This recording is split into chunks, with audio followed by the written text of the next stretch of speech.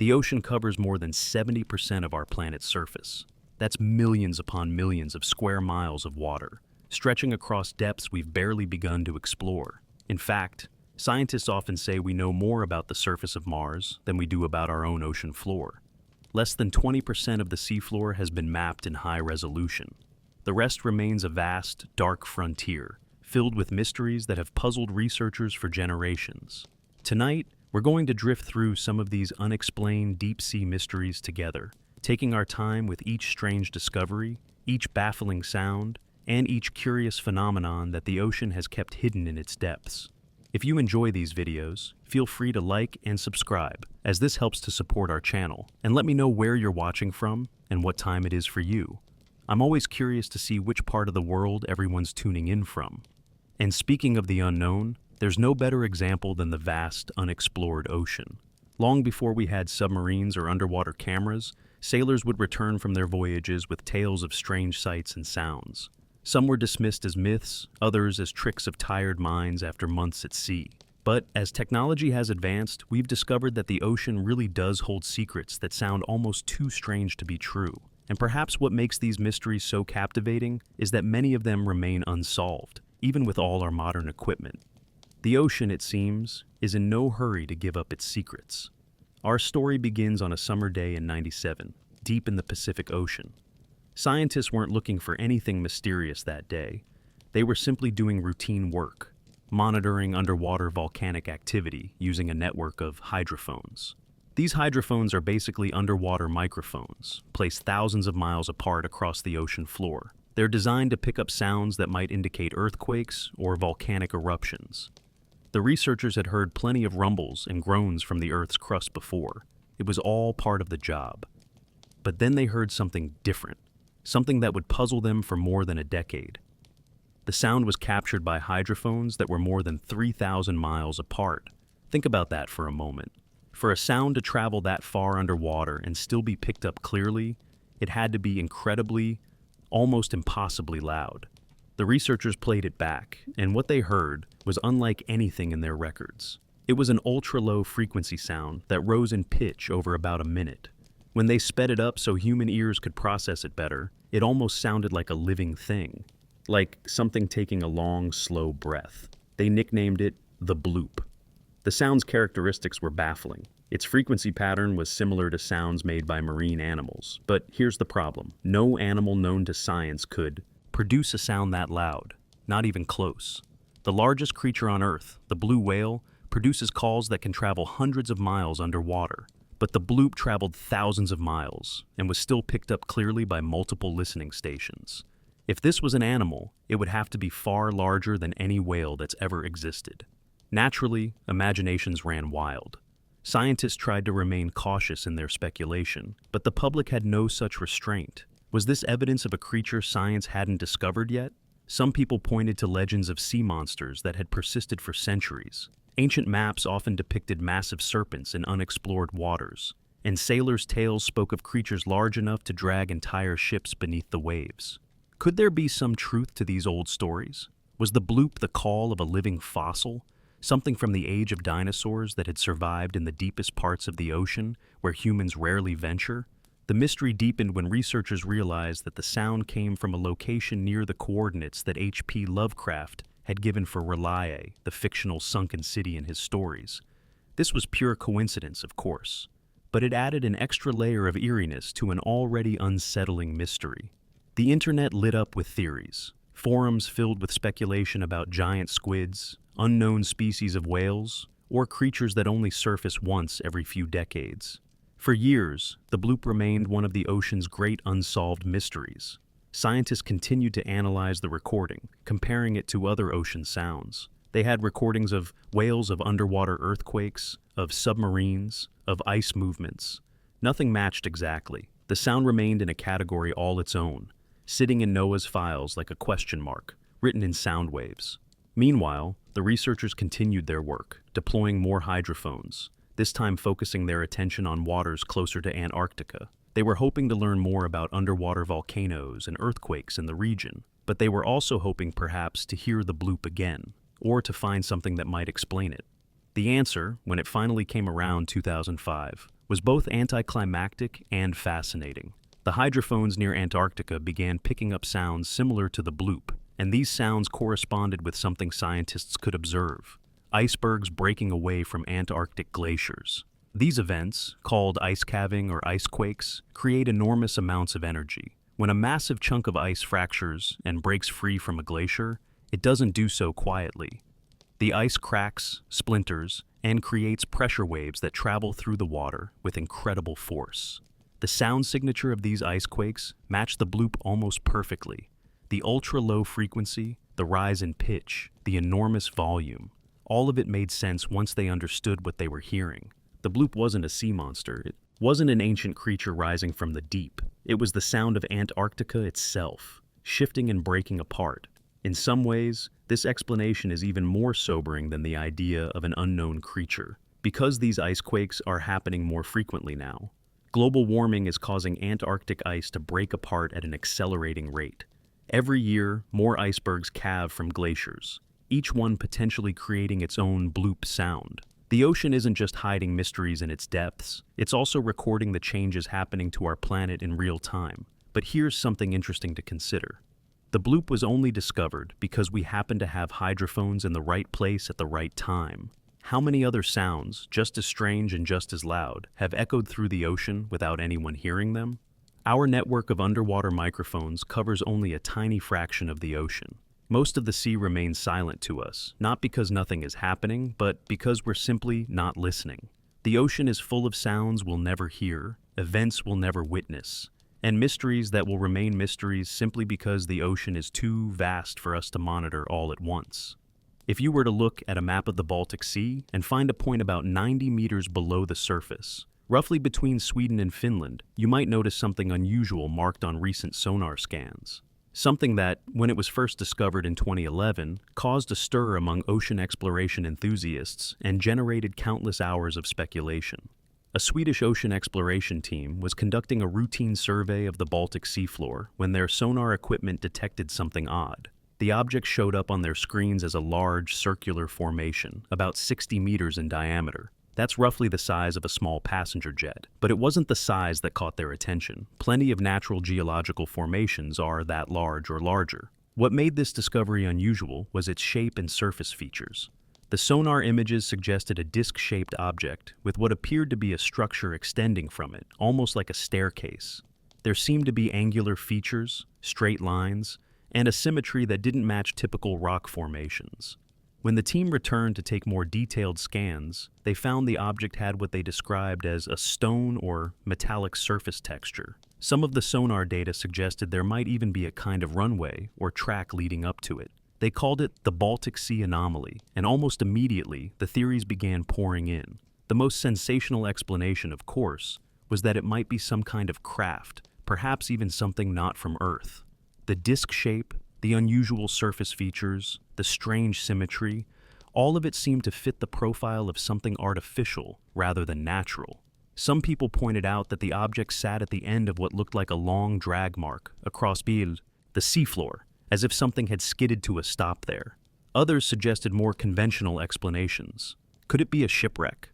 The Baltic Sea has been a major shipping route for centuries, and countless vessels have met their end in these waters. But the object's shape didn't match any known ship design. Could it be some kind of military installation from World War II? The Baltic region saw plenty of naval activity during the war, and there are definitely underwater bunkers and defensive structures scattered across the seafloor. But again, nothing quite matched. Geologists offered their own theories. The Baltic Sea sits on the edge of ancient rock formations that have been shaped by glacial activity over millions of years.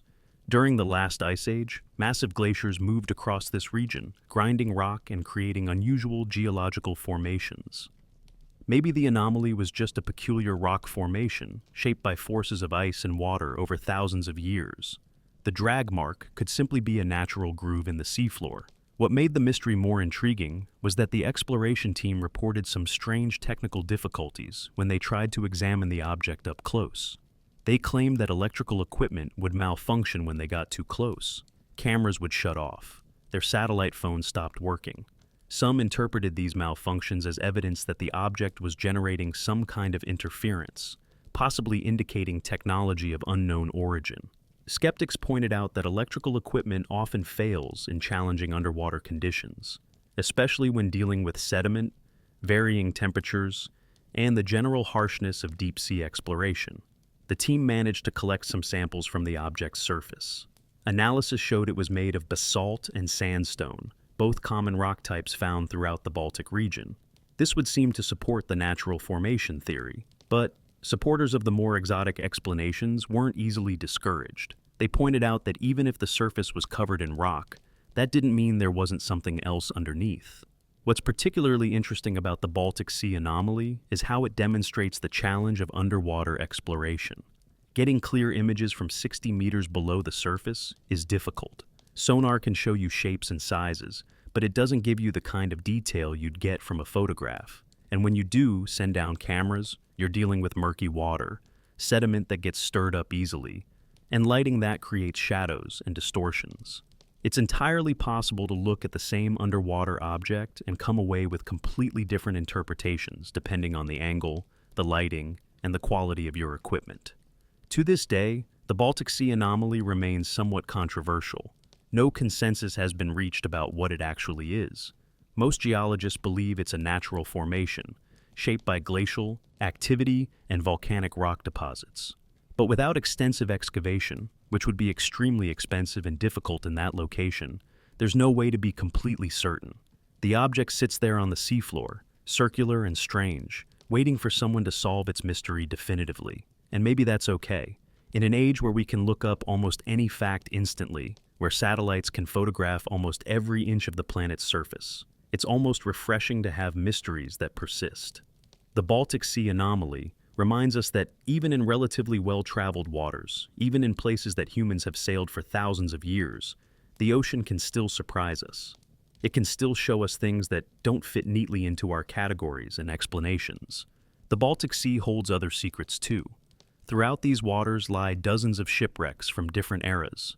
Some are wooden vessels from the age of sail, preserved remarkably well in the cold, low-oxygen conditions of the Baltic. Others are steel warships from more recent conflicts. The seafloor here is like a museum of maritime history, each wreck telling a story about trade, war, migration, and the eternal human relationship with the sea. Imagine standing on top of Mount Everest, that towering peak that reaches up more than 29,000 feet above sea level. Now, imagine taking that entire mountain and flipping it upside down, plunging it into the ocean. It would sink completely beneath the waves, swallowed by the water, and you'd still have over 6,000 feet of ocean above the mountain's base. That's the depth we're talking about when we discuss the Mariana Trench. Located in the western Pacific Ocean, near Guam and the Mariana Islands, this crescent-shaped trench stretches for about 1,580 miles. It's the deepest place in all of Earth's oceans. The deepest point, called the Challenger Deep, sits nearly 36,000 feet below the surface. That's almost 7 miles straight down into darkness. The conditions at these depths are extreme in ways that are hard to comprehend. The pressure is crushing, more than 1,000 times the atmospheric pressure we experience at sea level. That's roughly equivalent to having 50 jumbo jets stacked on top of you. Any air-filled space would collapse instantly. The temperature hovers just above freezing, and there's no light whatsoever. Not a single photon from the sun has reached these depths in millions of years. For a long time, scientists assumed that nothing could live in such an environment. The pressure alone should make life impossible, or so they thought. But life, as we've discovered again and again, is remarkably stubborn and creative. In 1960, two explorers, Jacques Piccard and Don Walsh, squeezed into a bathyscaphe called the Trieste and descended to the bottom of the Challenger Deep. The journey down took nearly 5 hours. When they finally reached the bottom and peered through their small viewport, they saw something unexpected, a flatfish, swimming past them. Even at the very deepest point in the ocean, with crushing pressure and total darkness, life had found a way. It would be over 50 years before humans returned to the Challenger Deep. In 2012, filmmaker James Cameron made the descent in a specially designed submersible called the Deep Sea Challenger. He spent several hours on the ocean floor, collecting samples and filming. What he found was a world that seemed almost alien. Strange, translucent creatures drifted past his lights. The seafloor was covered in a soft sediment made of countless years of organic material settling from above, a process scientists call marine snow. Since then, a handful of other explorers have made the journey down. Each time, they have discovered new species. There are fish with transparent heads that can look upward through their own skulls. There are sea cucumbers that shuffle across the muddy bottom, feeding on bacteria.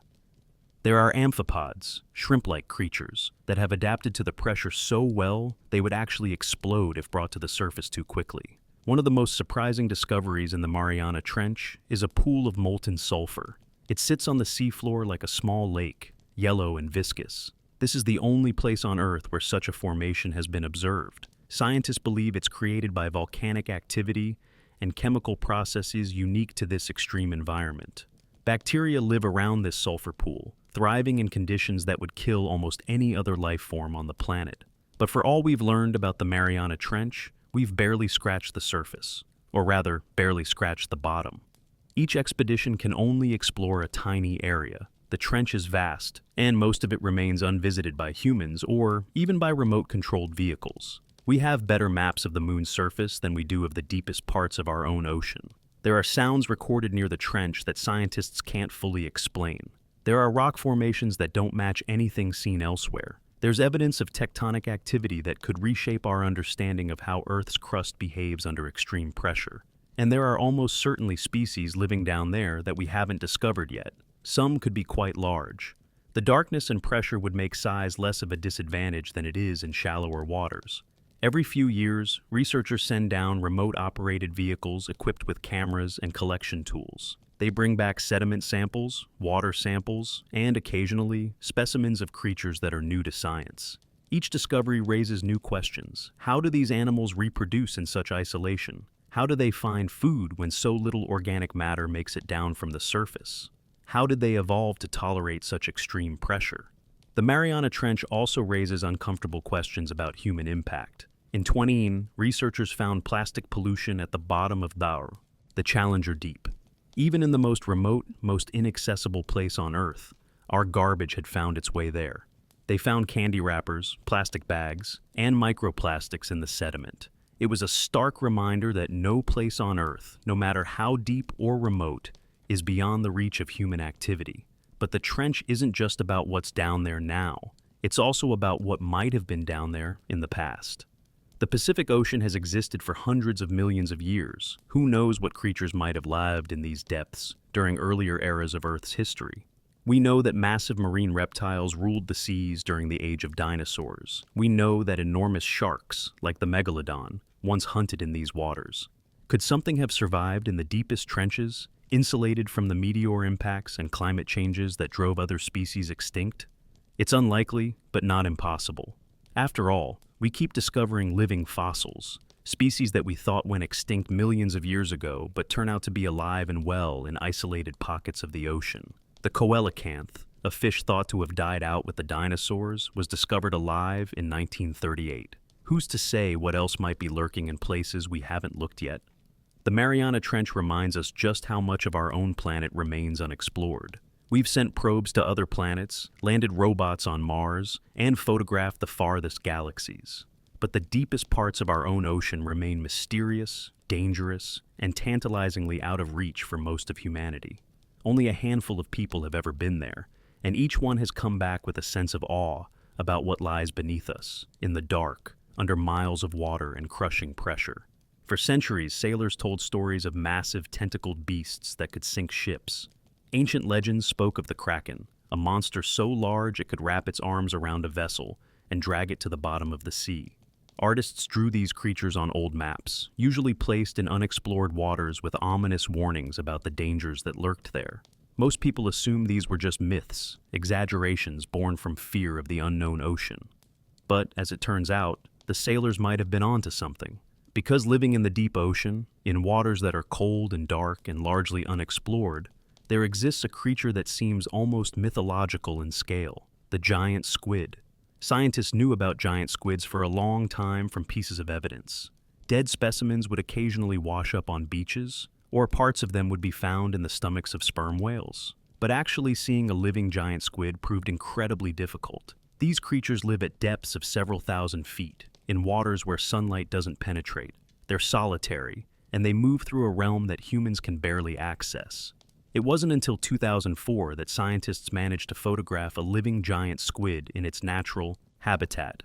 A Japanese research team used a camera attached to a baited line, lowering it into deep water off the coast of Japan.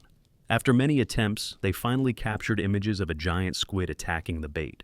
The photos were grainy and dark, but they showed something remarkable: a creature with a body nearly 20 feet long and tentacles that extended much further. 2 years later, the same research team captured the first ever video footage of a giant squid. The animal they filmed appeared to be hunting. It moved with surprising speed, its tentacles shooting out to grab the bait. What struck observers was how alien it looked. The squid's eyes, which can be as large as dinner plates, reflected the camera lights with an eerie glow. Its body pulsed and changed color. Its movements were quick and precise. Not at all like the slow, drifting motion many people expected from a deep-sea creature. But here's the thing. We still don't know how large giant squids can actually grow. The largest confirmed specimen measured about 43 feet from the tip of its tentacles to the end of its body. But that might not be the upper limit. The beaks found in sperm whale stomachs, beaks being the hard, parrot-like mouthparts of shell squid, suggest that some giant squids might grow even larger, much larger. There are markings on sperm whales, circular scars that appear to be from squid suckers, that are much bigger than any we've seen on captured specimens. This has led some scientists to speculate that truly enormous giant squids might live in even deeper waters, in places we haven't explored yet. Some estimates suggest they could grow up to 60 feet or more, though that remains unconfirmed. And if you think the giant squid is impressive, meet its cousin, the colossal squid. This species, which lives in the waters around Antarctica, might actually be heavier and more robust than the giant squid, even if it's not quite as long. The colossal squid has hooks on its tentacles, sharp, swiveling hooks that can rotate and grip prey.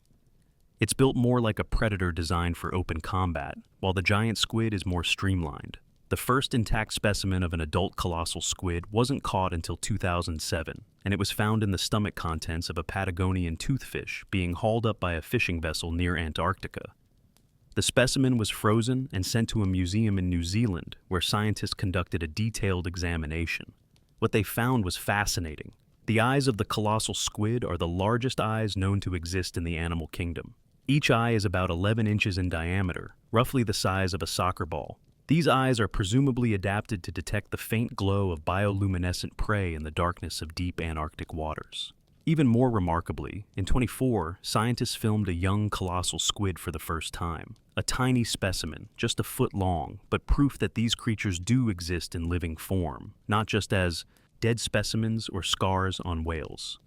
The fact that we only recently obtained video footage of these animals, in an era where we have satellites watching the entire surface of the Earth, shows just how good the ocean is at hiding its secrets. Giant squids and colossal squids have been swimming through Earth's oceans for millions of years. They're not microscopic. They're huge, sometimes massive, and yet they manage to remain essentially invisible to humanity until very recently. It raises an interesting question. What else is down there that we haven't seen yet? If creatures as large as giant squids can elude us for so long, what might exist in the deepest parts of the ocean? There are trenches we've never fully explored. There are regions of seafloor we've never mapped in detail. Every few years, scientists discover new species, and some of them are quite large. In 2024, an expedition off the coast of Chile discovered more than 100 previously unknown species, including new types of sea urchins, mollusks, and deep-sea predators. The ocean is good at keeping secrets. It's vast, it's deep, and most of it is beyond the reach of casual observation. We estimate that scientists have cataloged perhaps 10% of all species living in the ocean. The other 90% remain unknown to us. Some are probably small, bacteria, tiny invertebrates, microscopic organisms, but some might be large, very large. After all, the ocean makes up more than 90% of Earth's living space. The water column, that vast three-dimensional environment between the surface and the seafloor, provides room for creatures of all sizes. And in the deep parts of the ocean, where pressure is high and food is scarce, being large might actually be an advantage. Larger bodies can store more energy, move more efficiently over long distances, and maintain body temperature more easily in the cold water. So, when you think about the giant squid and the colossal squid, think of them not as oddities but as reminders. Reminders that the ocean still has mysteries to reveal. Reminders that there are creatures living below the surface that we've barely begun to understand. And reminders that even in the 21st century, with all our technology and all our curiosity, the deep sea remains one of the most unexplored frontiers on Earth. There's a stretch of ocean in the western Atlantic, between Florida, Bermuda, and Puerto Rico, that has captured public imagination for decades. It's called the Bermuda Triangle, and if you believe some of the stories, it's a place where ships and planes disappear without a trace, where compass needles spin wildly, and where the normal laws of physics seem to take a holiday. The triangle has been blamed for dozens of disappearances. Perhaps the most famous was the USS Cyclops, a massive Navy cargo ship that vanished in March 1918. The ship was carrying more than 300 people and a full load of manganese ore. It left Barbados, bound for Baltimore, and simply disappeared. No distress signal was ever sent. No wreckage was ever found. No bodies ever washed ashore. The ship, its crew, and its cargo seemed to have been swallowed by the sea without leaving a trace. Then there's the case of Flight 19, a squadron of 5 U.S. Navy torpedo bombers that disappeared in December 1945. The planes were on a routine training mission from Fort Lauderdale, Florida. The weather was clear, the pilots were experienced, and the flight plan was straightforward. But something went wrong. Radio transmissions from the flight leader suggested the planes had become disoriented. He reported that their compasses weren't working properly, and he couldn't determine where they were. The last transmission came in the evening, and then silence. Despite an extensive search, no trace of the 5 planes was ever found. To make matters more mysterious, a rescue plane sent to search for Flight 19 also disappeared. It vanished completely, adding another layer to the mystery. Stories like these have fueled speculation about what makes the Bermuda Triangle so dangerous. Some theories venture into the realm of the supernatural or extraterrestrial. Could there be some kind of portal in this region? A door to another dimension that occasionally swallows ships and planes? Could alien activity be involved?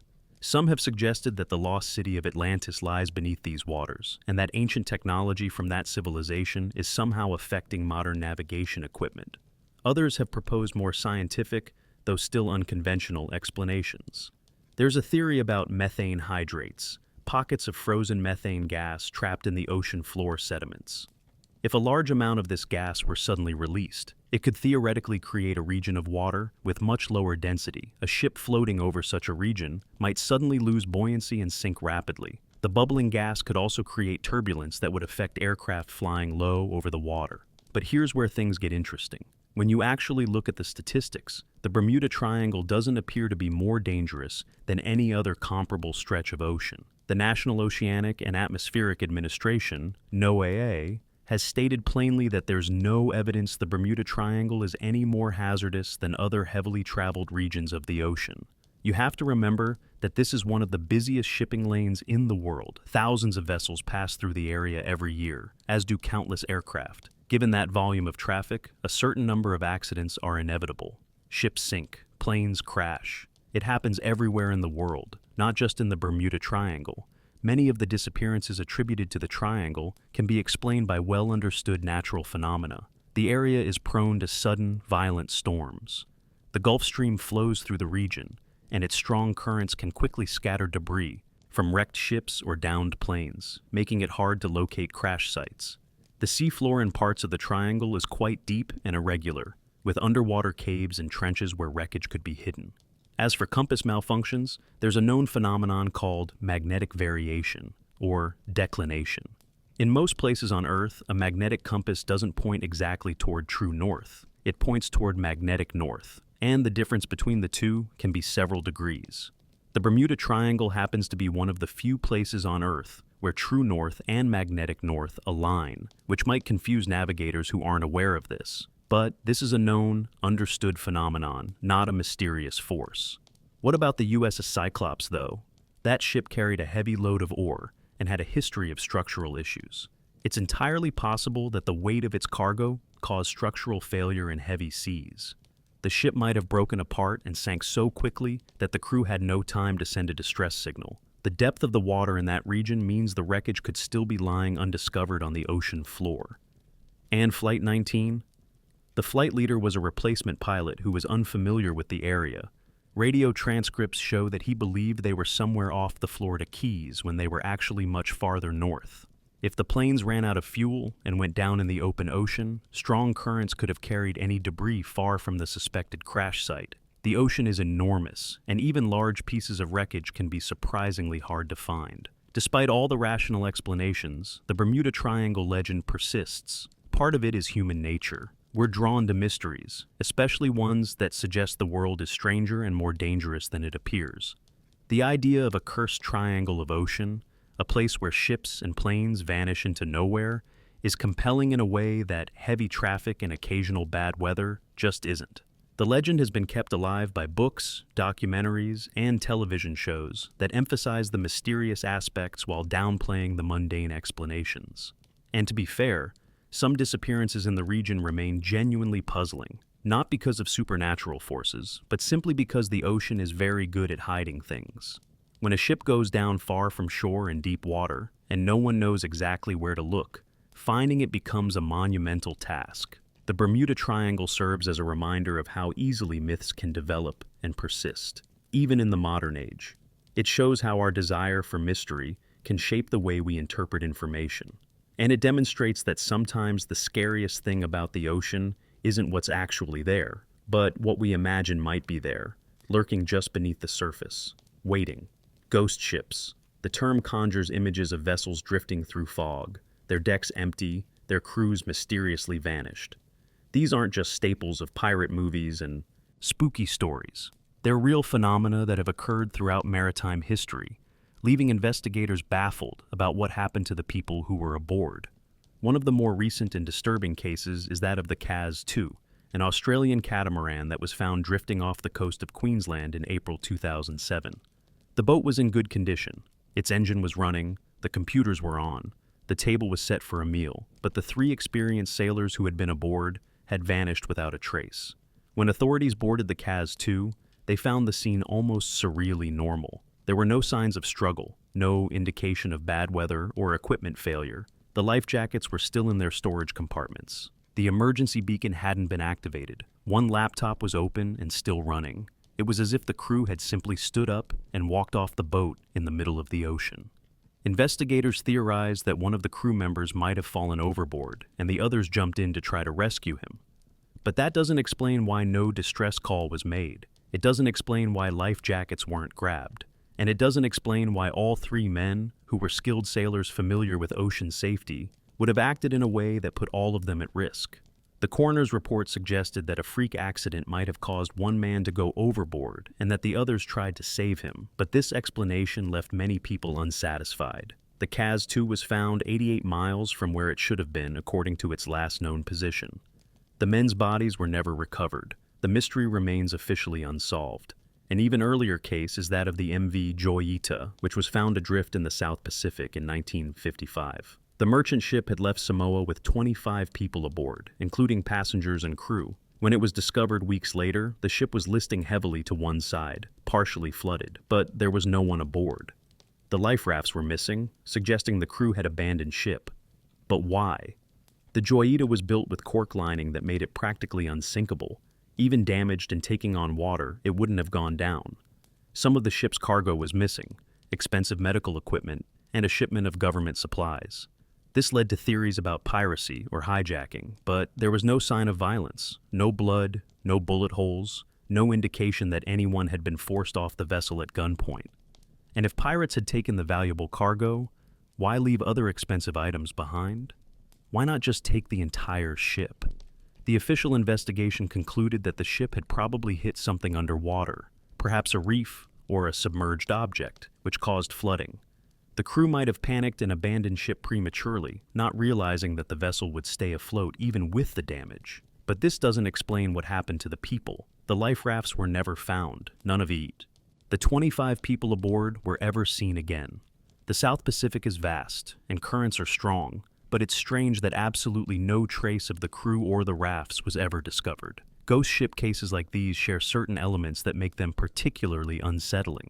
The vessels are found in relatively good condition, suggesting no catastrophic event like an explosion or a severe storm. The crews vanish completely, leaving behind their possessions, their food, sometimes even their shoes and jackets. There's an absence of evidence that makes it hard to construct a narrative about what happened. And perhaps most disturbing of all, these disappearances suggest that the ocean can make people vanish as thoroughly as it can make ships vanish. Psychologically, ghost ships tap into something primal in us. A ship is supposed to be a refuge in the hostile environment of the sea. It's a piece of human civilization floating on an inhuman expanse of water. When we find that refuge abandoned, with no explanation, it violates our sense of how things should work. It suggests that the ocean is more powerful, more dangerous, more unknowable than we'd like to believe. Of course, many ghost ship discoveries do have explanations, even if those explanations are tragic. In 2003, a fishing vessel was found drifting with only one survivor, a young boy who had hidden in a cabin while raiders boarded the ship and killed the entire crew. In other cases, carbon monoxide poisoning from faulty engines has incapacitated crews, leaving ships to drift until they're found empty. Pirates remain a threat in some parts of the world, particularly in areas where law enforcement presence is minimal. But some ghost ships continue to defy explanation. They drift into our awareness like messages from a place we can't fully understand. These empty vessels carrying only questions about what happened to the people who once walked their decks. The ocean is not a quiet place.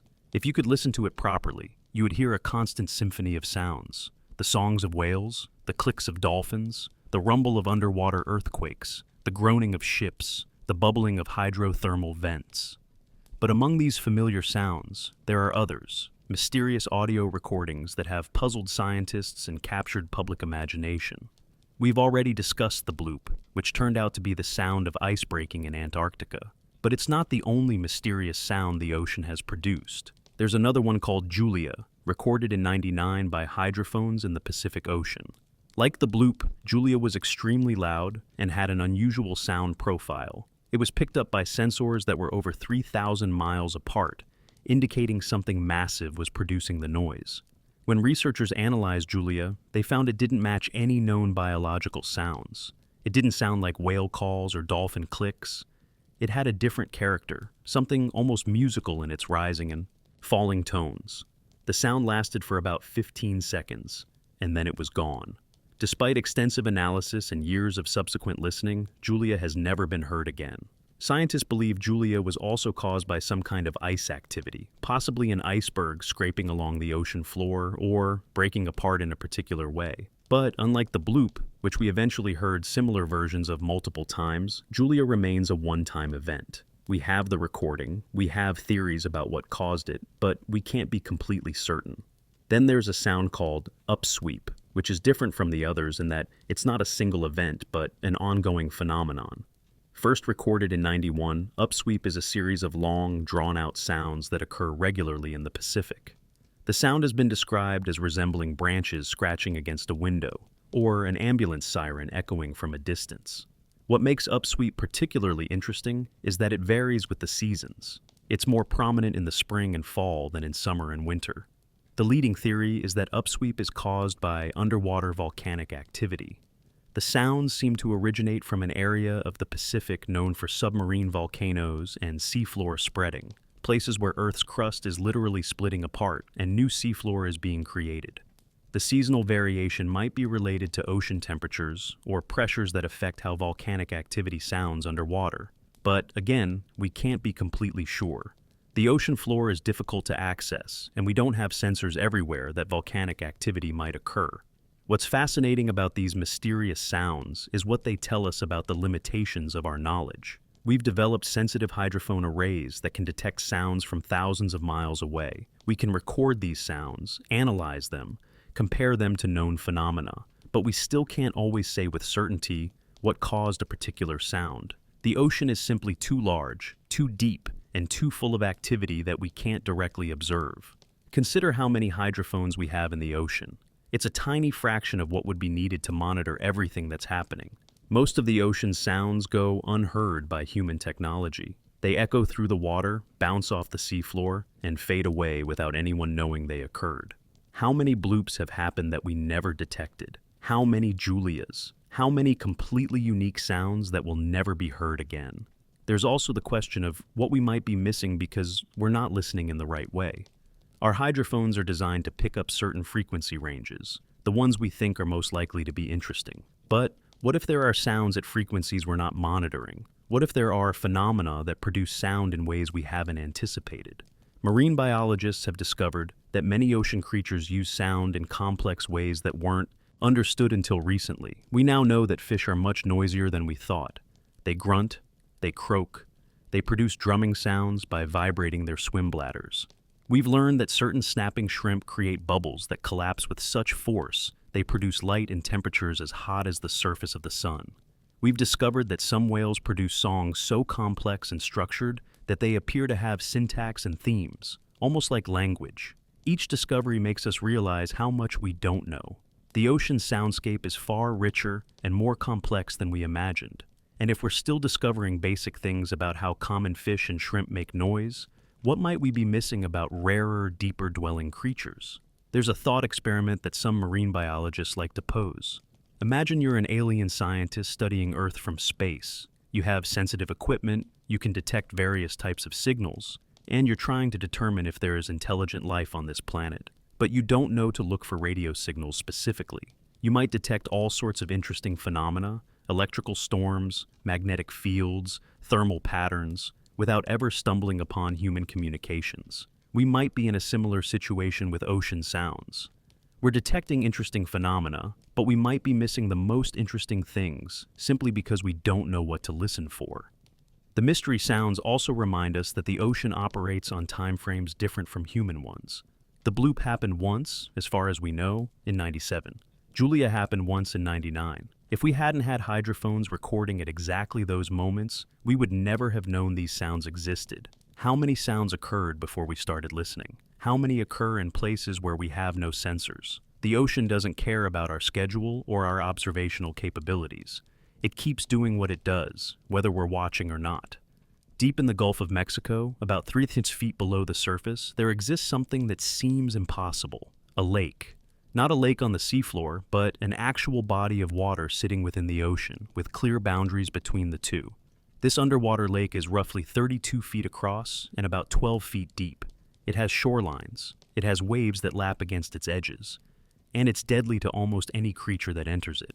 Scientists call it the jacuzzi of despair, though there's nothing comfortable about it. This underwater lake is incredibly salty, several times saltier than the surrounding ocean water. It's also rich in methane and hydrogen sulfide, both of which are toxic to most marine life. When a fish or crab wanders into this pool, seeking what might look like shelter or food, they quickly become disoriented. The toxic chemicals and extreme salinity overwhelm their systems. Many die within minutes, their bodies sinking to the bottom of the pool where they're slowly consumed by bacteria, adapted to these harsh conditions. How does a lake form inside an ocean? It's all about density. The water in this pool is so much denser than normal seawater because of its high salt content and dissolved gases that it doesn't mix with the surrounding ocean. Instead, it sits there like oil and water in a bottle, maintaining a distinct boundary. If you could somehow swim in this environment and put your hand across the boundary, you'd feel a distinct difference. Normal seawater above, thick brine below. The pool was formed by salt tectonics. Deep underground, there are massive deposits of ancient salt left over from seas that dried up millions of years ago. Over time, geological activity can expose these salt deposits to groundwater, which dissolves the salt and carries it to the seafloor. When this super salty brine emerges from the seafloor, it's denser than seawater, so it pools in depressions rather than dispersing. What makes the jacuzzi of despair particularly interesting to scientists is the extreme life that exists around it. While most creatures die if they enter the pool, there are bacteria and other microorganisms that thrive in these conditions. They have adapted to survive in water that would kill almost anything else. Some of these bacteria feed on methane, converting it into energy through a process that doesn't require oxygen or sunlight. They form the base of a food chain that includes mussels, tube worms, and other creatures that cluster around the edges of the pool, feeding on the bacteria but carefully avoiding the deadly water itself. These organisms are similar to life found around hydrothermal vents. Those underwater hot springs where superheated water rich in chemicals erupts from the seafloor. Both environments represent what scientists call extremophiles, life that exists in conditions that seem impossibly harsh. Studying these organisms helps scientists understand the limits of where life can exist, which in turn helps us think about where life might exist on other planets or moons. For instance, Jupiter's moon Europa is covered in ice, but beneath that ice is an ocean of liquid water. That water is probably very salty and likely contains chemicals that would be toxic to most Earth life. But if bacteria can thrive in the jacuzzi of despair, might similar organisms live in Europa's ocean? Saturn's moon Enceladus also has an subsurface ocean, and we know it contains organic molecules. Could life exist there, in cold darkness, feeding on chemicals rather than sunlight? The jacuzzi of despair isn't unique. There are other underwater brine pools scattered across the Gulf of Mexico and elsewhere in the world's oceans. Each one is slightly different, with varying levels of salinity, different dissolved gases, and different communities of extremophile life. Some are small, just a few feet across. Others are larger, stretching for dozens of yards. All of them are harsh environments that nevertheless support life, demonstrating once again that life is remarkably tenacious and creative. What's sobering about these discoveries is that we only found the jacuzzi of despair relatively recently through the use of underwater robots equipped with cameras. The Gulf of Mexico is not a remote, unexplored ocean. It's bordered by the United States and Mexico. It's heavily trafficked by ships. There are oil rigs throughout the region. And yet, this bizarre underwater lake went unnoticed until we had the technology to explore the seafloor in detail.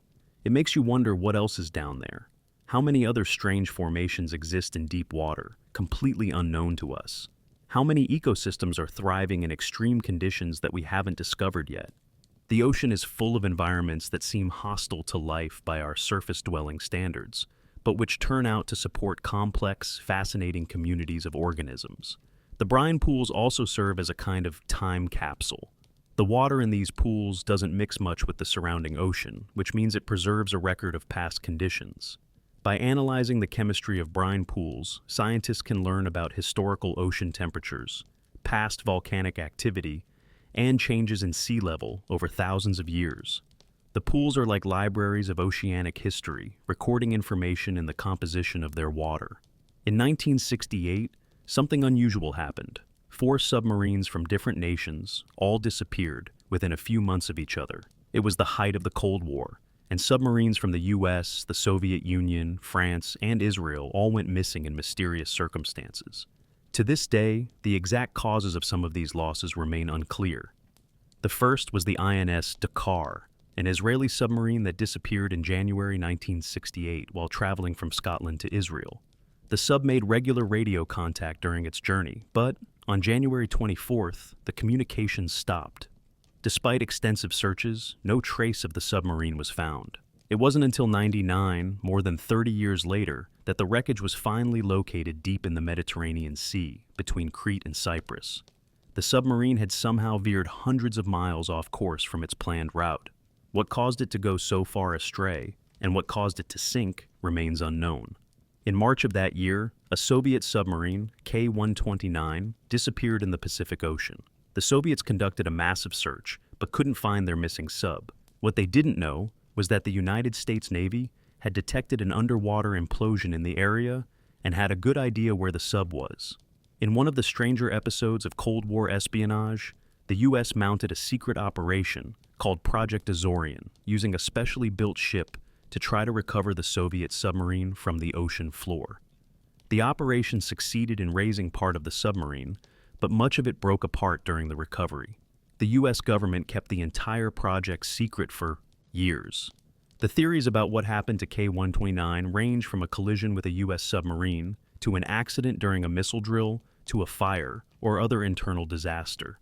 The Soviet Union never officially acknowledged what caused the loss, and the U.S. never revealed everything it learned from the recovered sections. Then, in May 1968, came perhaps the most famous submarine disappearance, the USS Scorpion, an American nuclear attack submarine. The Scorpion was returning to its home base in Norfolk, Virginia, after a deployment in the Mediterranean. It passed through the Strait of Gibraltar and sent its last radio message on May 21st. After that, silence. When the submarine failed to arrive at Norfolk, the Navy launched a search. Months later, the wreckage was found on the seafloor, about 400 miles southwest of the Azores, in water more than 10,000 feet deep. What sank the Scorpion? That's been debated for decades. The official Navy investigation concluded that it was likely a torpedo malfunction, possibly a torpedo that activated accidentally and turned back toward the sub. But this explanation has been questioned by many, including some former Navy personnel. Alternative theories have suggested a Soviet attack, though no evidence supports this, a collision with an underwater object, or a catastrophic mechanical failure. What makes the case eerie is that the Navy claimed to have received sounds from the Scorpion's location that might have been the sub breaking apart, sounds detected before the submarine was even officially declared lost. Conspiracy theories abound about what the Navy knew and when they knew it. The fourth submarine lost that year was the French submarine Minerve, which disappeared in January while on a training mission in the Mediterranean. Like the others, it made routine radio contact and then vanished. The wreckage wasn't found until 2019, more than 50 years after it was lost. The submarine was located in about 8,000 feet of water off the southern coast of France. The cause of the sinking remains under investigation, but the evidence suggests some kind of rapid flooding that gave the crew no time to send a distress signal. The fact that 4 submarines from different nations all went down in the same year has fueled speculation about whether the losses were connected somehow. Were new anti-submarine weapons being tested? Had submarine warfare reached a point where detection and attack capabilities had surpassed defensive measures? Was it just a terrible coincidence? The most likely explanation is that it was indeed coincidence, combined with the fact that Cold War-era submarines were operating at the edge of their capabilities. They were designed to go deep, stay quiet, and carry powerful weapons, including nuclear missiles. But this meant they were complex machines operating in an extremely hostile environment. The pressure at depth is immense. A small leak can quickly become catastrophic. A fire can spread in seconds through a metal tube filled with air. Equipment that works perfectly on the surface can fail under the stress of deep water operations. Submarine accidents happen more often than most people realize. The Soviet Union lost several submarines during the Cold War, sometimes with all hands. In 1963, the USS Thresher went down with 129 men aboard during a test dive. In 2000, the Russian submarine Kursk sank after an explosion in the torpedo room. Submarine service remains one of the most dangerous occupations in any navy. What makes these losses particularly poignant is the certainty of what happened to the crews. Unlike ships that sink slowly, giving crews time to abandon ship, submarine disasters usually happen quickly. The men aboard know they're in trouble, but there's no escape. The ocean presses in through a hull breach with tremendous force. At depth, the water pressure is so great that flooding is almost instantaneous once the hull is compromised. Some submarine disasters involve the vessel sinking in shallow enough water that the crew survives the initial incident, only to slowly suffocate as their air runs out while rescue attempts fail to reach them in time. The ocean floor is littered with submarine wrecks from various eras. Some are from World War II, when hundreds of submarines from various nations were lost to enemy action or accidents. Others are from the Cold War period. Each one is a tomb containing the remains of sailors who went to sea and never returned.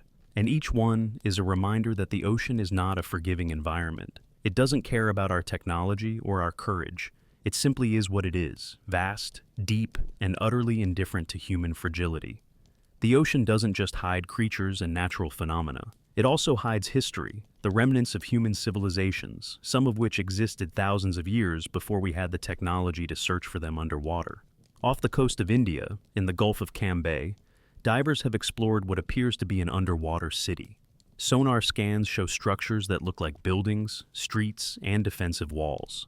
The site sits about 120 feet below the surface, which means it would have been above water when sea levels were lower during the last ice age. Some researchers have suggested this could be the remains of the legendary city of Dwarka, mentioned in ancient Hindu texts as the dwelling place of Lord Krishna. The site is controversial among archaeologists. Some believe it represents genuine ancient ruins that were submerged when sea levels rose at the end of the last ice age. Others think the structures might be natural geological formations that happen to look like buildings. Getting definitive answers is difficult because the water in the Gulf of Cambay is murky, making it hard to get clear photographs or video. Artifacts have been recovered from the site, including pottery and what appear to be carved stones, but dating these items precisely is challenging. If the site is genuine, it would suggest that sophisticated civilizations existed in the region far earlier than traditionally thought. But that's a big if. Underwater archaeology is difficult. Natural rock formations can look surprisingly architectural. Coral growth can disguise or alter shapes. And the temptation to see what we want to see, ancient cities, lost civilizations, is strong.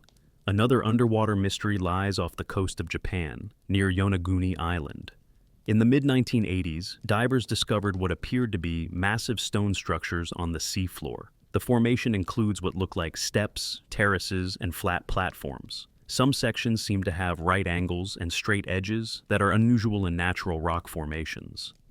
The largest structure rises about 80 feet from the seafloor and has features that some interpret as stairs, walls, and even carved faces. Is this the remains of an ancient civilization, or is it a natural rock formation shaped by geological processes? The debate has raged for decades. Geologists who've examined the site note that the rock type, sandstone, can form natural step-like structures through a process of erosion and cracking along natural planes of weakness. They argue that everything at the Yonaguni site can be explained by natural processes, even though the result looks remarkably artificial. But others point out that there are tool marks on some of the stones, suggesting human modification. There are holes drilled in precise locations that seem too regular to be natural, and the overall layout of the structures has a geometric precision that seems unlikely to occur by chance. The truth is, we don't know for certain. The Yonaguni monument might be entirely natural. It might be partially natural with some human modification, or it might be genuine ancient construction that was submerged when sea levels rose. Without more extensive archaeological excavation, which is difficult and expensive underwater, we can't say definitively. What we do know is that sea levels have risen significantly since the last ice age, which ended about 11,000 years ago. Coastlines that were once dry land are now underwater. Communities that lived near the shore would have been forced to relocate as the water rose, leaving their settlements behind to be swallowed by the sea. It's entirely possible that there are genuine ancient ruins underwater, waiting to be discovered. The Mediterranean Sea is full of known ancient shipwrecks and submerged ruins. Entire port cities from Roman and Greek times now lie beneath the waves because of earthquakes and rising sea levels. The city of Herakleion, near Alexandria in Egypt, was a thriving port for centuries before it sank into the Mediterranean. It was only rediscovered in 2000, and excavations have revealed temples, statues, ships, and thousands of artifacts. The city sank gradually over centuries, probably due to soil liquefaction and rising sea levels, until it was completely submerged and forgotten. These discoveries remind us that the ocean is not just a barrier between lands, but also a keeper of secrets. It has preserved moments in time, snapshots of human history that would otherwise be completely lost. Every submerged site tells a story about people who lived, worked, and built near the water, never imagining that their world would one day lie beneath the waves. Off the coast of South Africa, something strange has been happening to great white sharks. Since 2017, these apex predators, creatures that sit at the top of the food chain, feared by everything else in the ocean, have been washing up dead on beaches. But these weren't natural deaths. Each shark had been killed in a very specific, very precise way. Their livers had been surgically removed. For an animal to kill a great white shark is remarkable in itself. These sharks can grow to 20 feet long and weigh more than 4,000 pounds. They're built for hunting, with multiple rows of serrated teeth, powerful jaws, and a body designed for explosive bursts of speed. In their environment, they're nearly invincible, so what could hunt them? The evidence pointed to orcas, also known as killer whales. Witnesses reported seeing a pair of male orcas in the area around the same time sharks were found dead. At first, this seemed unlikely. While orcas are certainly capable predators, they don't typically hunt great white sharks. Different orcas pods have different hunting preferences, almost like cultural traditions passed down through generations. Some pods specialize in hunting fish, particularly salmon. Others hunt seals. Some have even learned to hunt moose that swim between islands. But great white sharks? That's unusual. Yet, the more researchers examined the dead sharks, the more the evidence supported the orca theory. The wounds were consistent with an orca attack. The precision of the liver removal suggested intelligence and surgical skill. And there's precedent for this behavior. Orcas off the coast of California have been observed attacking sharks, though not usually with such focus on the liver. Why the liver specifically? A shark's liver is enormous. In a large great white, it can weigh up to 500 pounds. It's full of oil rich in energy and nutrients. For an orca, it's a high-value food source. But getting to it requires flipping the shark upside down, which induces a state called tonic immobility. Basically, the shark becomes paralyzed.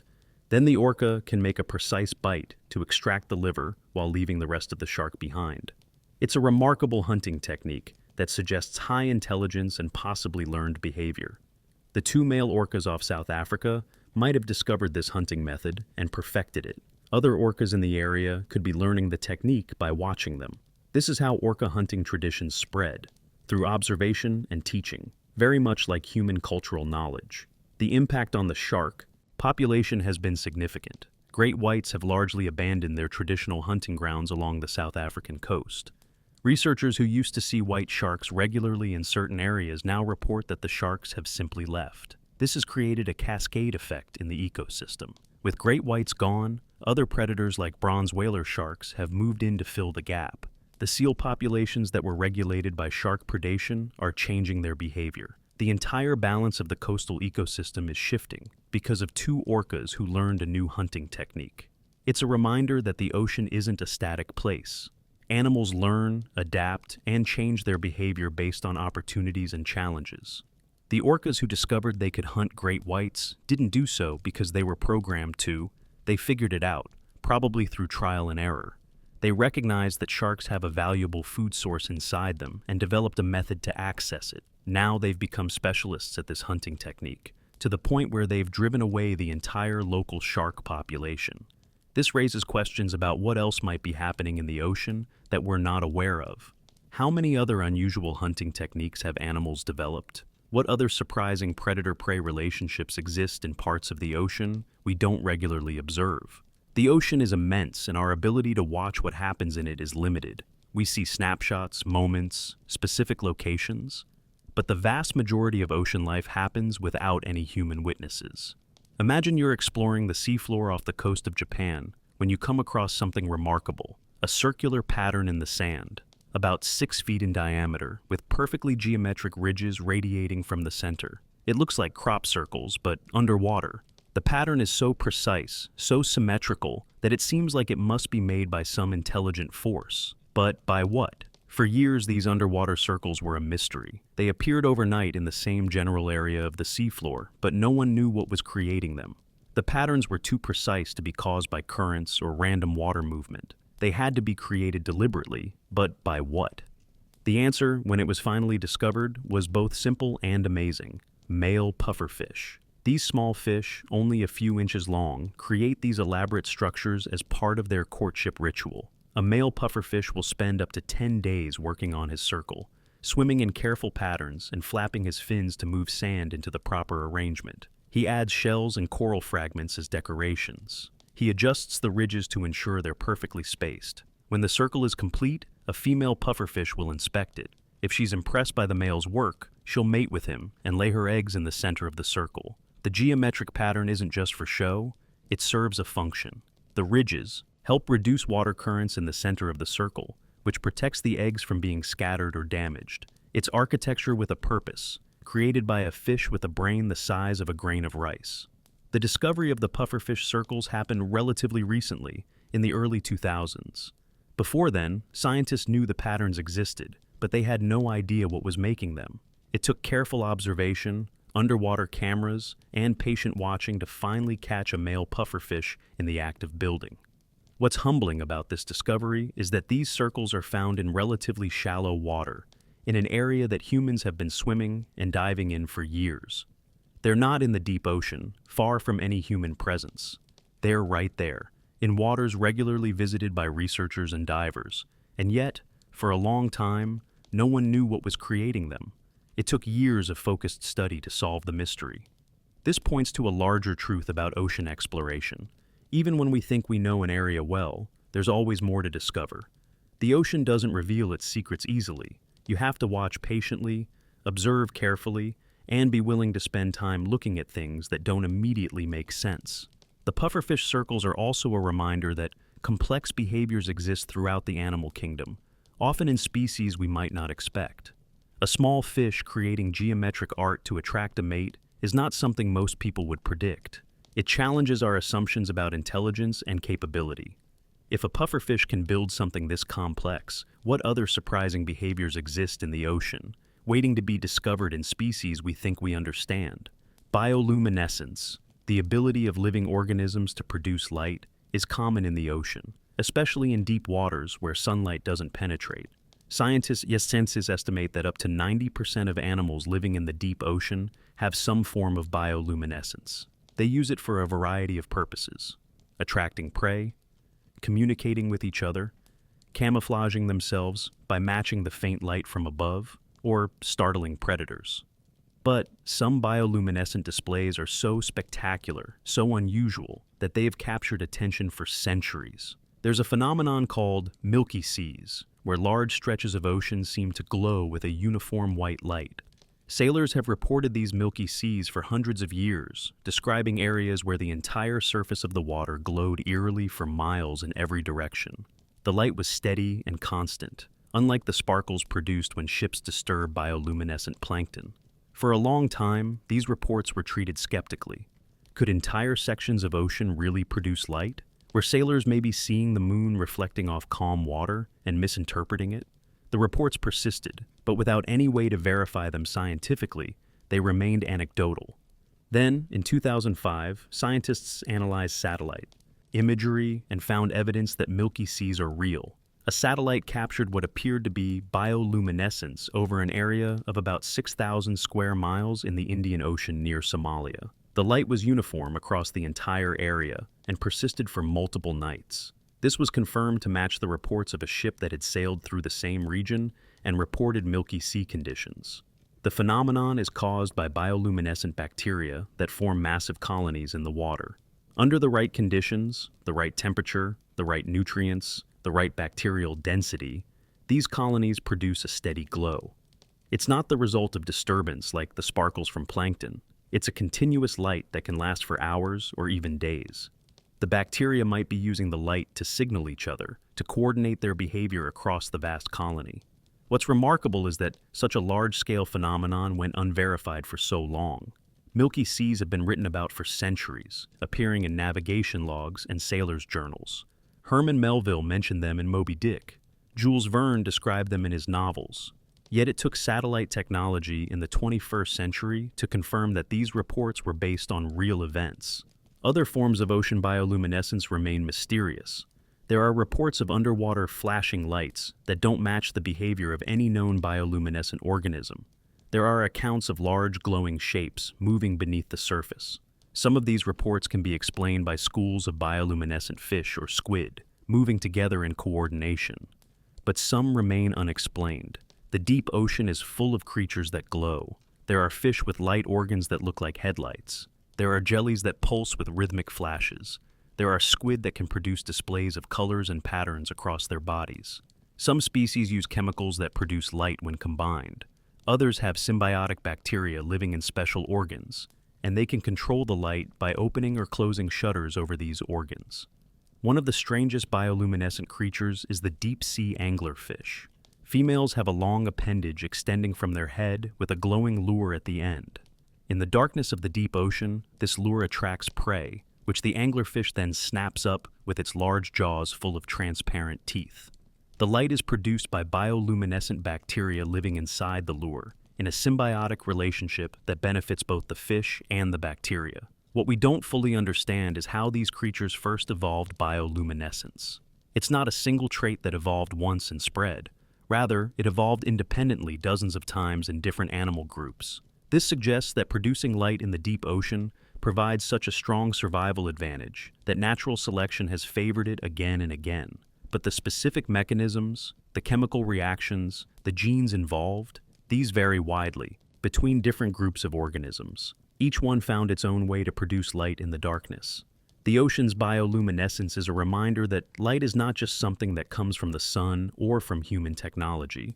Life itself can produce light, and in the deep ocean where no sunlight reaches, this self-generated light becomes crucial for survival. It's a different kind of visibility, a biological illumination that reveals a world most humans never see.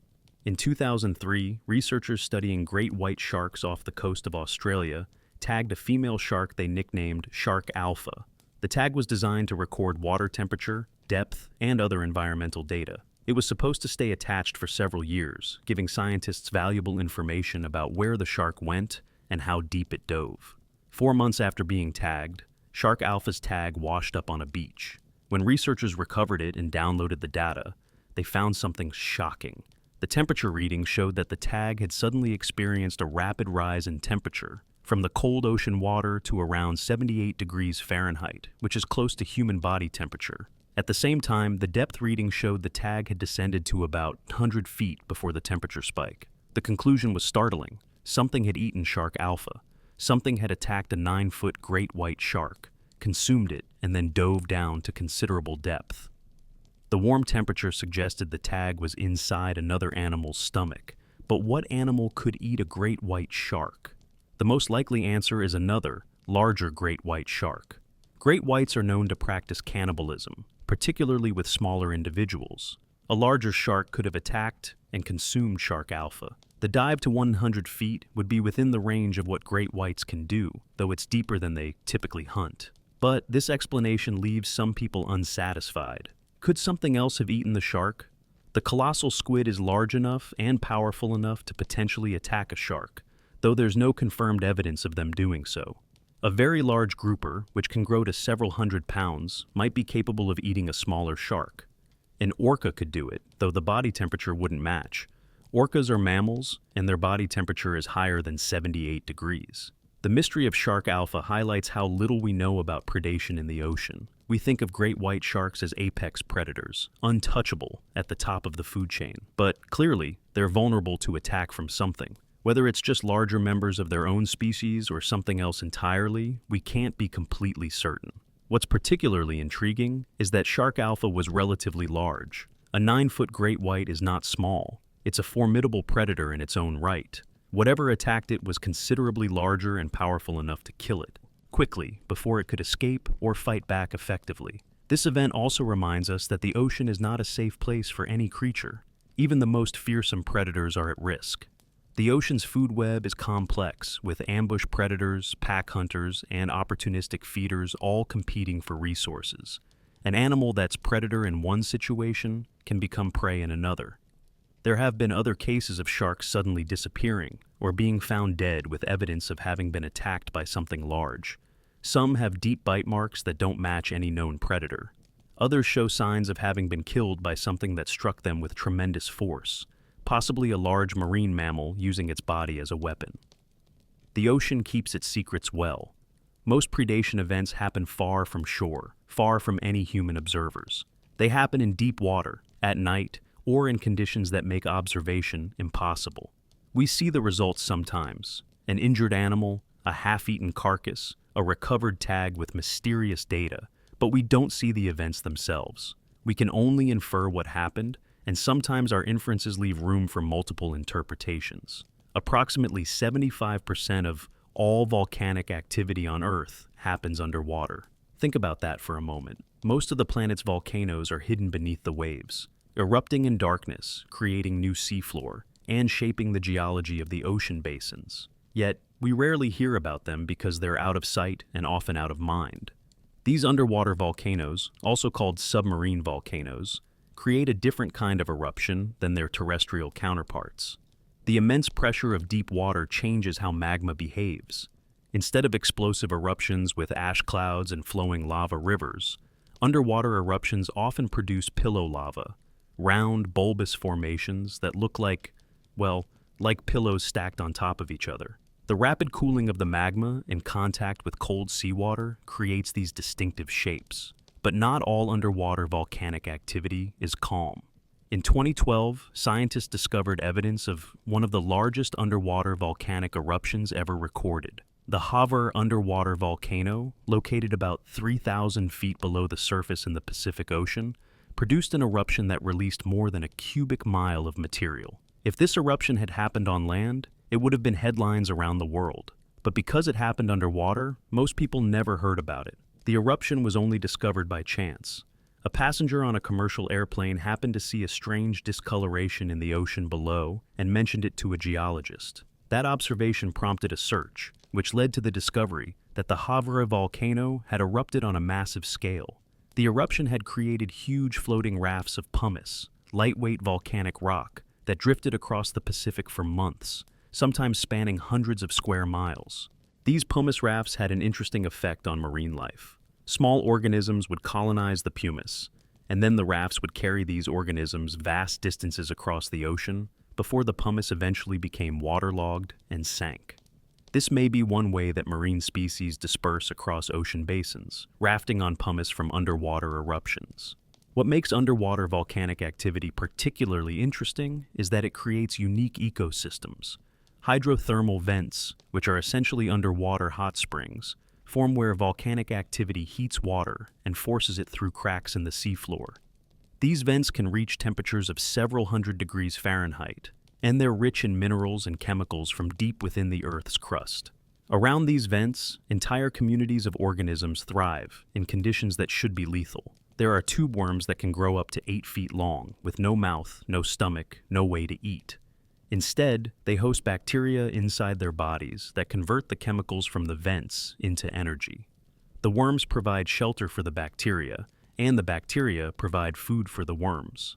It's a symbiotic relationship that allows life to exist in a place with no sunlight, crushing pressure, and near boiling temperatures. There are also crabs, shrimp, and fish that cluster around hydrothermal vents. Some of these creatures are found nowhere else on Earth. They've evolved to tolerate the heat, the chemicals, and the extreme conditions.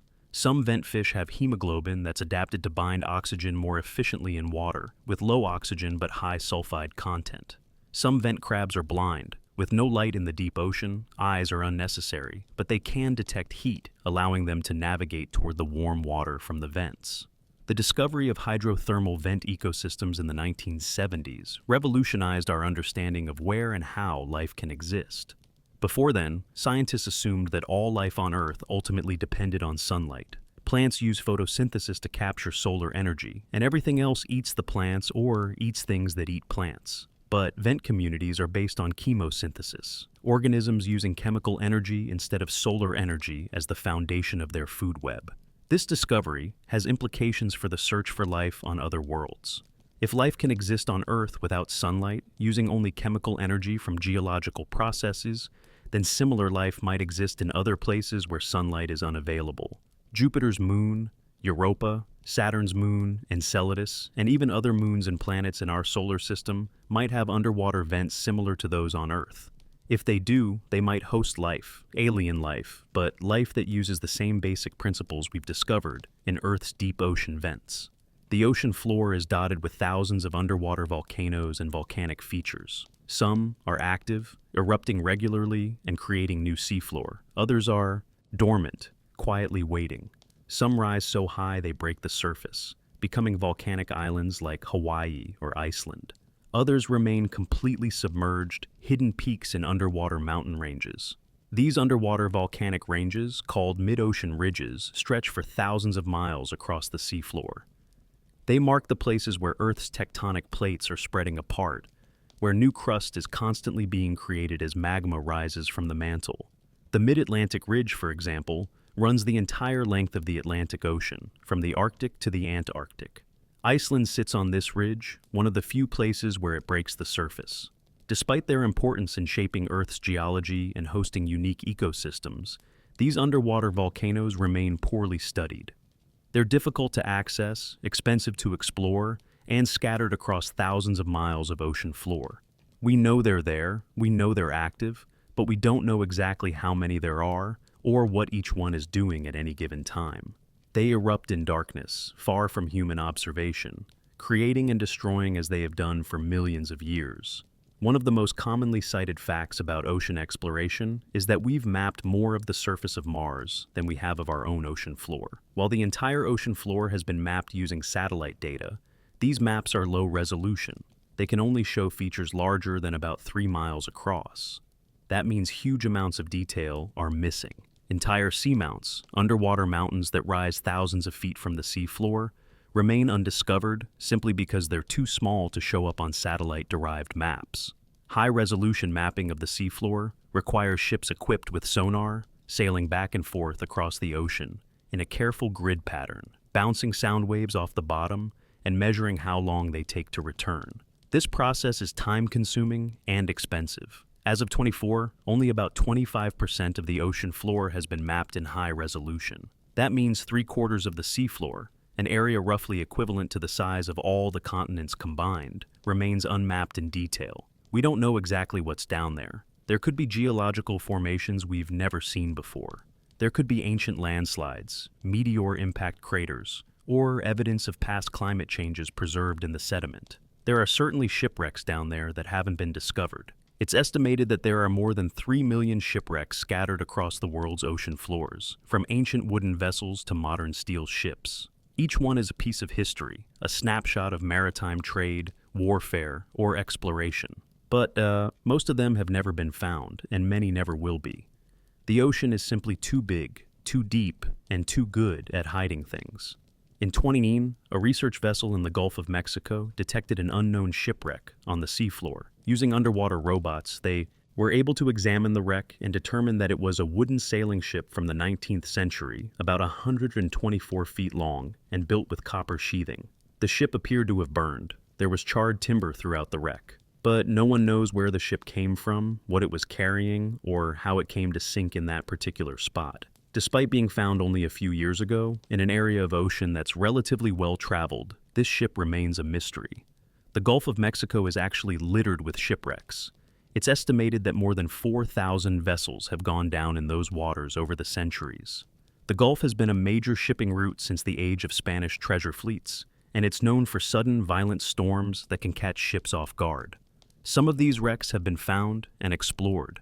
Many more remain undiscovered, slowly corroding on the seafloor.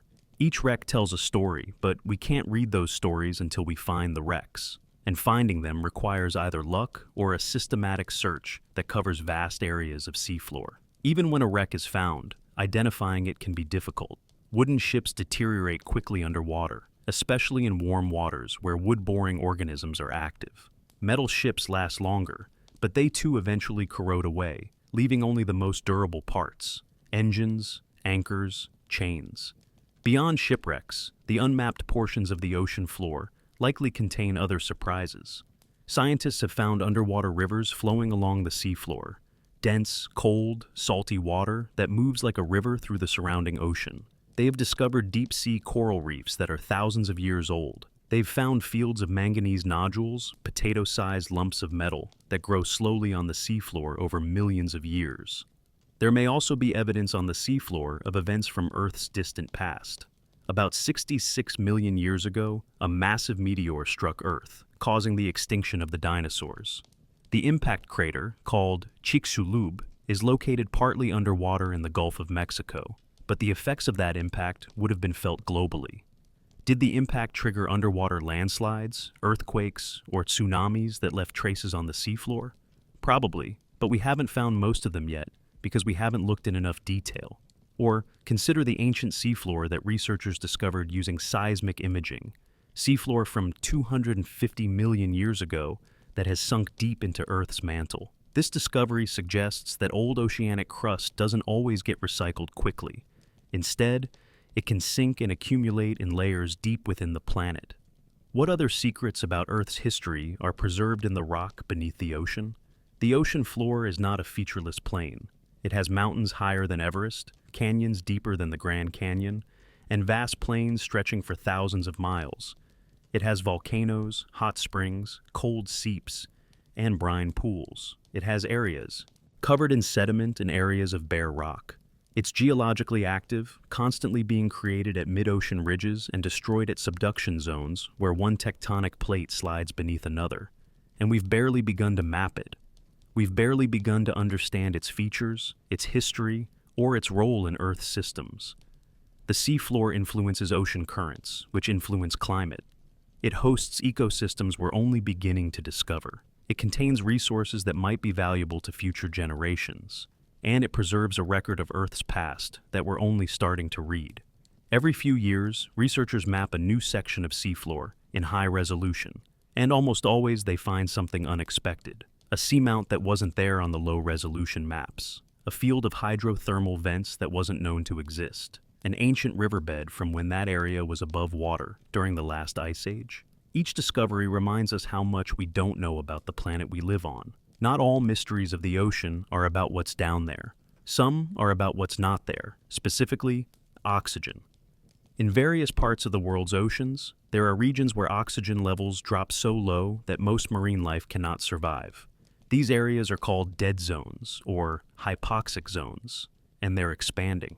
The largest natural dead zone is in the Arabian Sea, where a combination of factors creates a massive region of low oxygen water. Upwelling brings nutrient-rich water to the surface, which feeds huge blooms of phytoplankton. When these tiny organisms die, they sink and decompose, and the decomposition process consumes oxygen.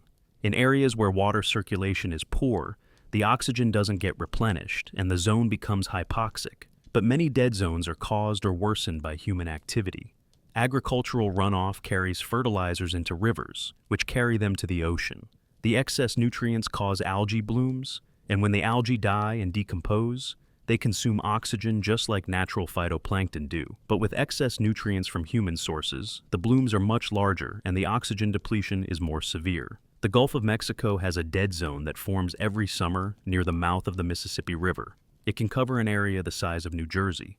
Fish, shrimp, and other mobile creatures flee the area when oxygen levels drop. But creatures that can't move, oysters, corals, bottom-dwelling organisms, simply die. The zone typically breaks up in the fall, when seasonal changes alter water circulation patterns. But while it exists, it's essentially a biological desert in the middle of a productive ocean. What's concerning is that dead zones are becoming more common and larger. Scientists have identified more than 400 dead zones around the world, compared to fewer than 50 in the 1950s. They're found in the Baltic Sea, the Black Sea, the northern Gulf of Mexico, off the coast of Oregon, and in many other locations. As human populations grow and agricultural intensity increases, the problem is likely to get worse. Dead zones are particularly troublesome because they can persist for long periods. Once oxygen is depleted, it doesn't come back quickly. Water needs to circulate, to mix with oxygen-rich surface water or water from other regions. In places where water circulation is naturally poor, enclosed seas, deep ocean basins with limited connection to the wider ocean, dead zones can last for months or even years. The Black Sea has a permanent dead zone in its deeper waters. Below about 200 meters, the water is anoxic, completely without oxygen. This zone has existed for thousands of years, created by unique geography and water circulation patterns. The Black Sea is connected to the Mediterranean by a narrow strait, and fresh water from rivers flows in while denser, saltier water flows in from the Mediterranean. This creates layers that don't mix, and the bottom layer has no oxygen. What's interesting is that this permanent anoxia has preserved things on the seafloor of the Black Sea remarkably well. Wooden shipwrecks that would normally deteriorate quickly are instead preserved in near-perfect condition, because the wood-boring organisms that usually consume wooden ships can't survive without oxygen. Archaeologists have found ancient vessels that look almost as they did when they sank, with intact masts, rudders, and even coils of rope. But the preservation comes at a cost. Nothing lives in those depths. The Black Sea's deep waters are essentially sterile. It's a massive volume of water, thousands of cubic miles, that's biologically dead.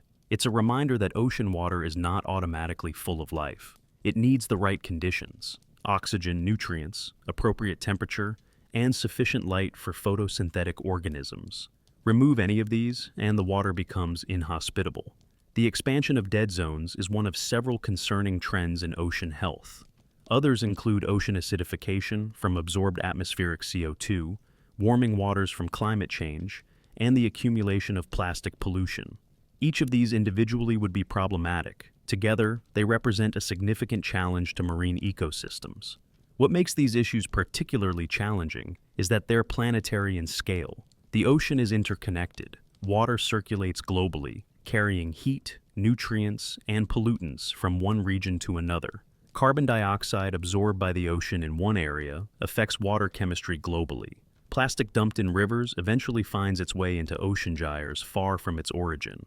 Dead zones in one region can affect fish stocks that migrate across ocean basins. The ocean has always had variations in oxygen levels. Some areas naturally have less oxygen than others. But the rapid expansion of human-caused dead zones represents a change that's happening faster than most marine species can adapt to. Fish can swim away from low oxygen areas, but their habitat becomes smaller. Sessile organisms like corals and oysters can't move, and they die when oxygen levels drop too low. The ocean is resilient. It survived ice ages, warm periods, meteor impacts, and massive volcanic eruptions. But resilience has limits, and recovery takes time. A dead zone can recover if the inputs of excess nutrients stop, but the process takes years or decades. Ecosystems that are disrupted don't always return to their original state. Sometimes they reorganize into a new configuration with different dominant species. These are not mysteries in the traditional sense. We know what causes dead zones and how they form, but they are mysterious in their scope and their implications. What will ocean ecosystems look like in 50 years if dead zones continue to expand? How many fisheries will be affected? What species might be lost? These are questions we're only beginning to grapple with, and the answers remain uncertain. In '97, while sailing through the North Pacific, oceanographer Charles Moore noticed something unusual. For days, everywhere he looked, he saw plastic. Not massive pieces, but small fragments, bottle caps, pieces of bags, broken containers, bits of packaging, floating on the surface or suspended in the water column. This observation led to the discovery of what's now called the Great Pacific Garbage Patch, a vast area of ocean where plastic debris accumulates due to circular ocean currents. The garbage patch isn't an island of trash that you could walk on, as some early reports suggested. It's more like a soup of plastic particles, some visible, many microscopic. The plastic is spread throughout the water column, from the surface down to depths of several meters. In some areas, you might see several pieces of plastic per square meter of ocean surface. In others, the concentration is lower. But across millions of square miles, there's plastic everywhere. How did it get there? Most ocean plastic originates on land. It's garbage that was improperly disposed of, littered, or lost during transport. Rivers carry it from inland areas to the coast and then to the ocean. Ocean currents concentrated in certain regions, particularly in the centers of major ocean gyres, where currents create a kind of slow-motion whirlpool. The North Pacific isn't the only ocean gyre with this problem. There are similar accumulations in the South Pacific, the North and South Atlantic, and the Indian Ocean. Plastic has been found floating in the middle of the most remote ocean regions, far from any land or shipping routes. It's been found at the deepest point in the ocean, the bottom of the Mariana Trench. It's been found in Arctic ice, trapped as the ice froze and waiting to be released when the ice melts. The problem with plastic is that it doesn't biodegrade the way organic materials do. Instead, it photodegrades. UV radiation from the sun breaks it into smaller and smaller pieces, but these pieces remain plastic.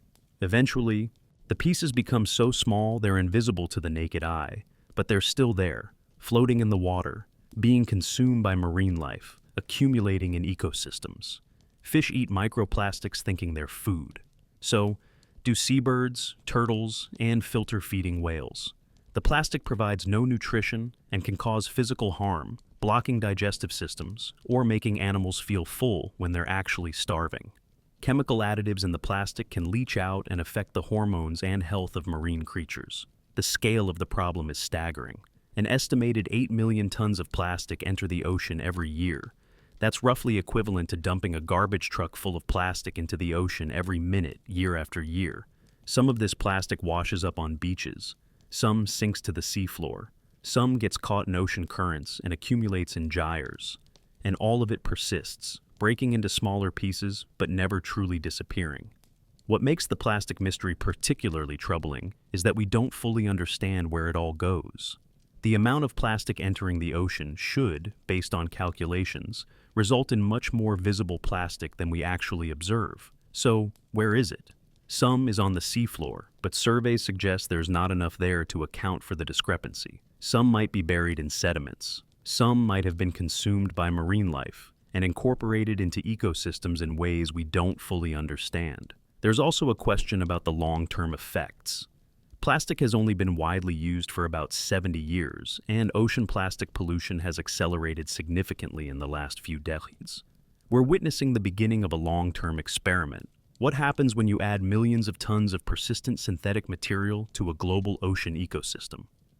The full answer won't be known for generations, but the early signs are concerning. Cleanup efforts have begun.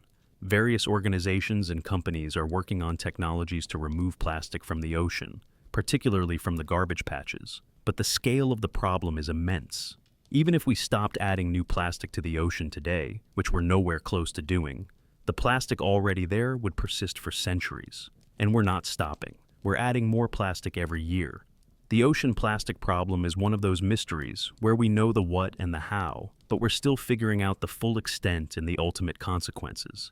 It's a human-created mystery, a problem we've imposed on the ocean, and one that future generations will inherit from us. Every few years, scientists discover a new species in the ocean, not a new type of plankton or bacteria, but something substantial, a fish, a shark, a deep-sea creature that's been living in the ocean all along, unknown to science until someone happened to catch one or spot it on a video. In 2024, an expedition off the coast of Chile discovered more than 100 new species during a single trip. These weren't tiny organisms visible only under microscopes. They included various types of sea urchins, mollusks, crustaceans, and other visible creatures. The expedition explored deep sea areas that had never been surveyed before, and nearly every dive brought back something new.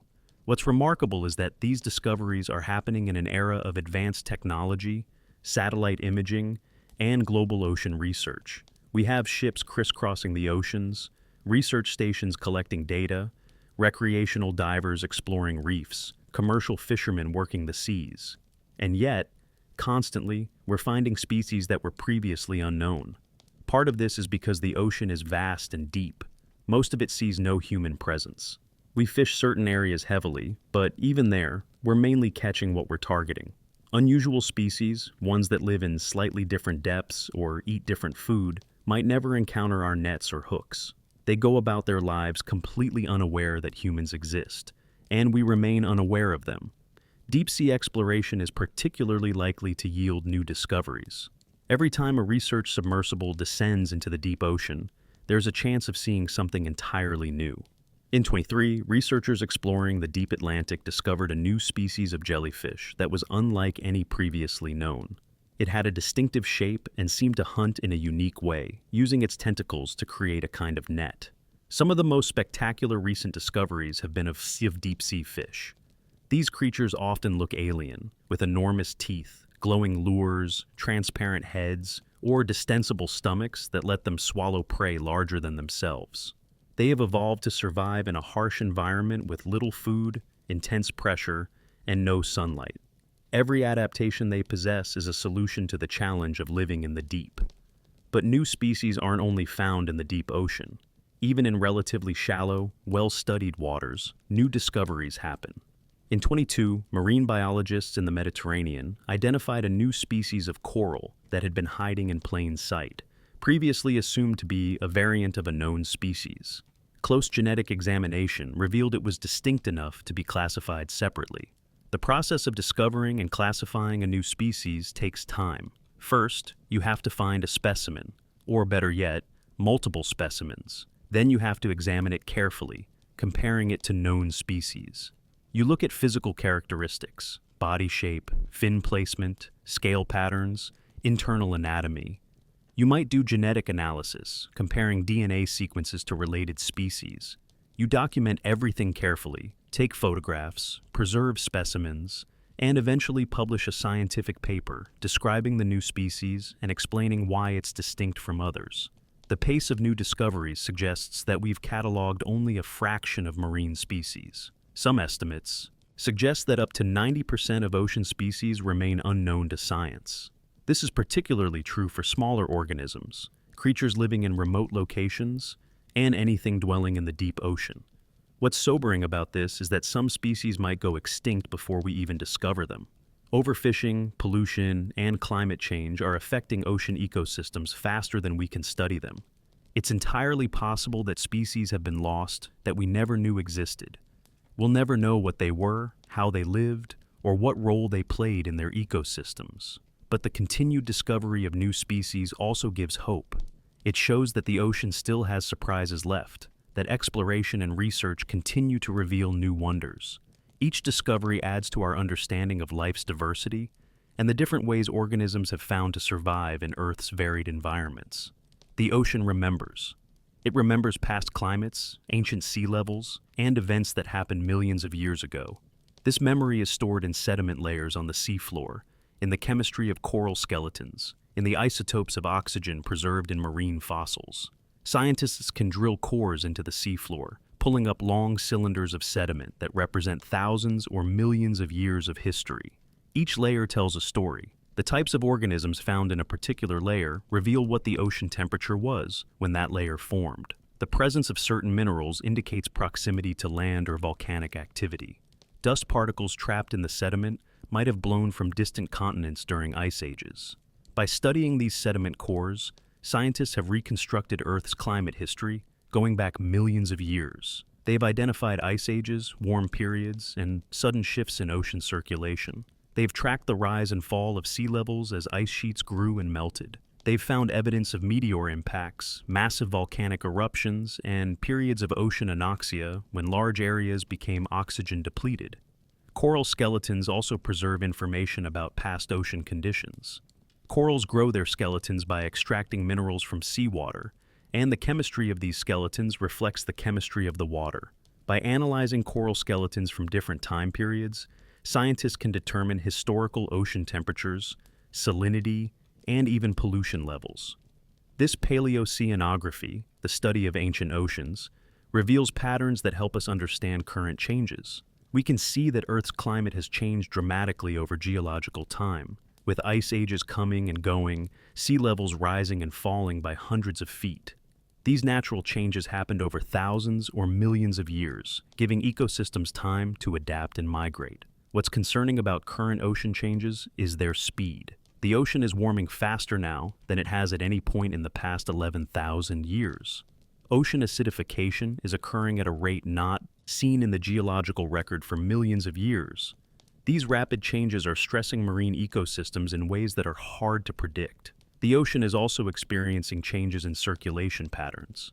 The major ocean currents that move heat around the planet, the Gulf Stream, the Kuroshio Current, the Antarctic Circumpolar Current, are shifting. Some are weakening, others are changing their paths. These currents play a crucial role in regulating Earth's climate. Changes in ocean circulation have historically been associated with dramatic climate shifts, including the onset of ice ages. One of the concerns is about a phenomenon called thermohaline circulation, sometimes referred to as the ocean's conveyor belt. This is a global system of ocean currents driven by differences in water temperature and salinity. Warm surface water flows from the tropics toward the poles. As it cools and becomes saltier through evaporation, it becomes denser and sinks. This deep, cold water then flows back toward the tropics along the ocean floor, where it eventually rises and warms, completing the cycle. This circulation pattern moves heat around the planet and plays a major role in climate. If it were to weaken significantly or shut down, the effects would be felt globally. Northern Europe, for instance, is kept relatively warm by the Gulf Stream bringing warm water from the tropics. If that current weakens substantially, northern European climates could become significantly colder, more like northern Canada at similar latitudes. There's evidence that thermohaline circulation has slowed during past climate shifts, sometimes quite dramatically. Ice cores from Greenland show that temperatures can change very quickly, by several degrees in just a few decades, when ocean circulation patterns shift. This suggests that the climate system has tipping points, thresholds beyond which changes can happen rapidly rather than gradually. The ocean's memory tells us that Earth's climate is capable of dramatic shifts. It also tells us that these shifts often come with disruptions to ecosystems and living things. When the climate changes, species must adapt, migrate, or go extinct. The faster the change, the harder it is for species to keep up. But the ocean's memory also tells us that life is resilient. Organisms have survived past climate shifts, ice ages, warm periods, and mass extinctions. Life adapts, diversifies, and persists. The ocean has always been full of life, from the earliest single-celled organisms billions of years ago to the complex ecosystems we see today. Through all of Earth's changes, the ocean has remained the cradle and refuge of life. As we've drifted through these deep-sea mysteries tonight, from the sound of ice breaking in Antarctica to the creatures that glow in eternal darkness, from ghost ships with missing crews to underwater volcanoes that shape our planet, we've glimpsed just how much remains unknown about the ocean. 70% busy. Of Earth's surface is covered by water, and beneath those waves lies a world that's as strange and mysterious as any alien planet we might imagine. The ocean keeps its secrets well. It hides its depths beneath miles of water. It scatters debris across thousands of miles of seafloor. It transforms the familiar into the mysterious through pressure, darkness, and isolation.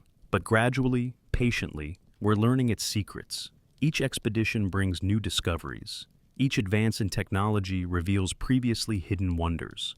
Each mystery solved opens questions we didn't know to ask. What's perhaps most remarkable is not what we've discovered, but what remains to be discovered.